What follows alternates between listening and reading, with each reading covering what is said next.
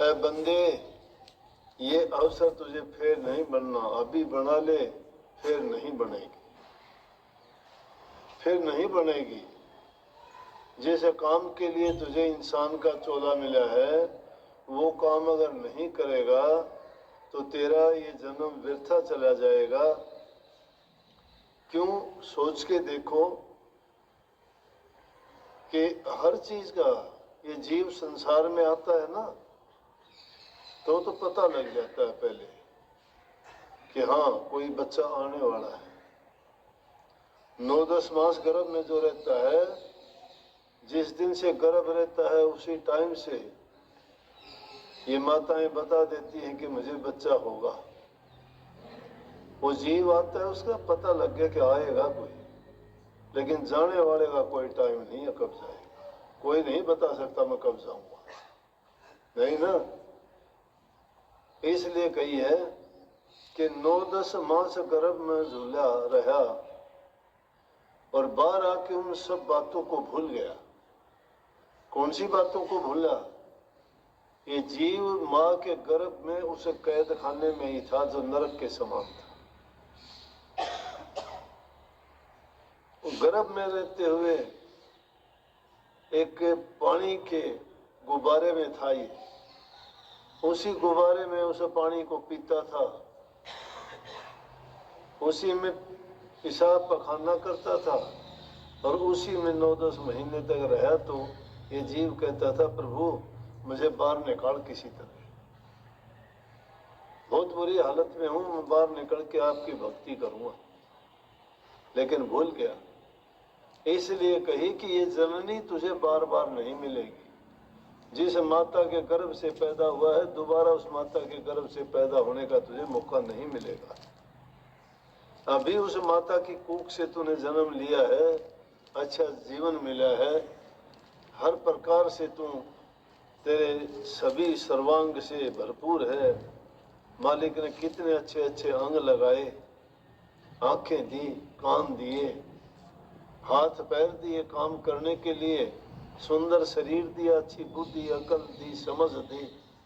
और अब अगर तुम इस अवसर में भी पाके भूल गया और तूने नहीं बनाई तो फिर नहीं बनेगी।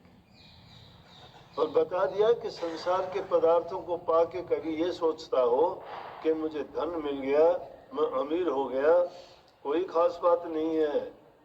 अगर धन मिल गया तो आगे का तेरा कर्म तो कुछ नहीं बना ना, क्योंकि भक्ति नहीं कमाई तो कुछ भी नहीं किया। धन कमा के क्या लिया? सब यहीं रह जाएगा, मिट्टी है ये। अगर तुझे खर्चने खाने के लिए जो मेहनत करता है मिलता है बहुत है, संग्रह करेगा तो तुझे वो दुख देगा। हर समय उसकी चिंता बनी रहेगी, मेरा कोई लूट ना ले, कोई मुझे किसी को दे दूं तो वापस कभी ना दे, और जब अंत समय आएगा तो सब छोड़ के ना जाओगे।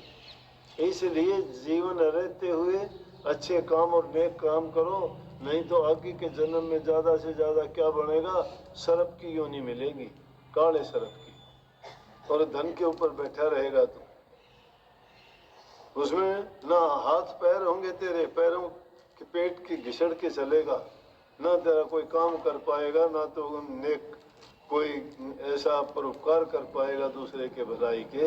इसलिए कही कि ये तेरा काम दोबारा से नहीं होगा। अगर इस जीवन में तू नेकी नहीं करता है, नेकी करना ये जो मूल चीजें हैं, इनको अगर हम ठीक ढंग से नहीं करते और कहते हैं कि भक्ति किया करो, राम का नाम का जाप किया करो, कोई सुमन की दुहाई देता है, कोई तप की दुहाई देता है, कोई ध्यान की दुहाई देता है, ये वो सारी कल्पनाएं बन के रह जाती है। जिस इंसान का जीवन परिवर्तन नहीं हुआ, जिसकी सोच अच्छी नहीं है, जो नर दूसरों की बुराई करता है, पाप कर्म करता है, उसकी नीयत खोटी है, दूसरे की चीजों पर नजर रखता है, अपने कर्म को बिगाड़ता है, दूसरे को दुख देता है, तो उसको बदले में क्या मिलेगा? तो कही है कि जो इंसान नेक कर्म नहीं करता है तो उसको यूं समझो कि उसका प्रारब्ध ये जो आगे के लिए बना रहा है वो सब उसका भविष्य खराब हो जाएगा और उसको फिर वही 84 में धक्के मिलेंगे। तो और इससे भी ज्यादा कही है कि अगर तुमने खोटे मंदे कर्म किए, क्यों कर्म तो दो ही प्रकार के हैं, या तो नेक कर्म है या फिर बुराई है, या तो नेकी है या बुराई है। जो नेकी नहीं करता वो बुराई जरूर करेगा, जो बुराई करते हैं वो नेकी के रास्ते पे नहीं चल सकते। जो बुराई करेंगे तो समझो कि वो तो यम राजा की भेंट चढ़ेंगे फिर, और यम राजा उनके साथ क्या सलूक करता है ये सबको पता है कि उनको नरकों में भेज के इस जीव को इतने कष्ट दिए जाते हैं।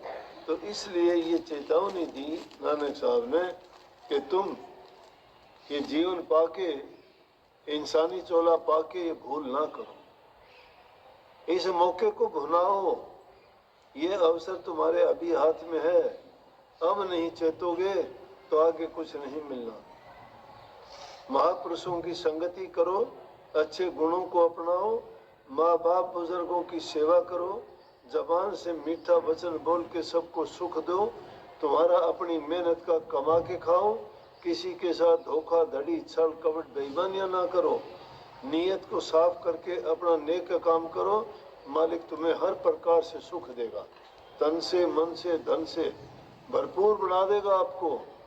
अगर तुम खोटे मंदे कर्म करोगे कोई रोग लग जाएगा, कोई बीमारी लग जाएगी, कोई बद दुआ देगा, तुम्हारे मन खोटे विचार हो जाएंगे, रात दिन की सोच तुम्हारी बिगड़ जाएगी, सारा समय दूसरों की निंदा करने में बुराई करने में बीतेगा। वो समय क्यों नहीं महापुरुषों के संग करके उनका चिंतन, उनकी वाणी को सुन के अच्छे काम करो, धर्म के कार्य में अपना मन लगाओ, सेवा करो, दूसरों की भलाई करोगे, परमात्मा तुम्हें उसके बदले में बहुत कुछ देगा। तुम्हारे मन में शांति रहेगी, तुम्हारा जीवन सुखी बीतेगा, तुम्हारी औलाद अच्छी बनेगी, तुम्हारे घर परिवार पड़ोस समाज में सब प्रकार की खुशियां ही खुशियां रहेंगी। लेकिन जो इंसान अंदर से ही खराब हो चुका है, जिसकी सोच बिगड़ चुकी, वो बाहर से भी दुखी है, वो अंदर से भी दुखी है। क्यों कि उसने उस चीज को देखा ही नहीं कि मुझे सुख किसमें मिलेगा।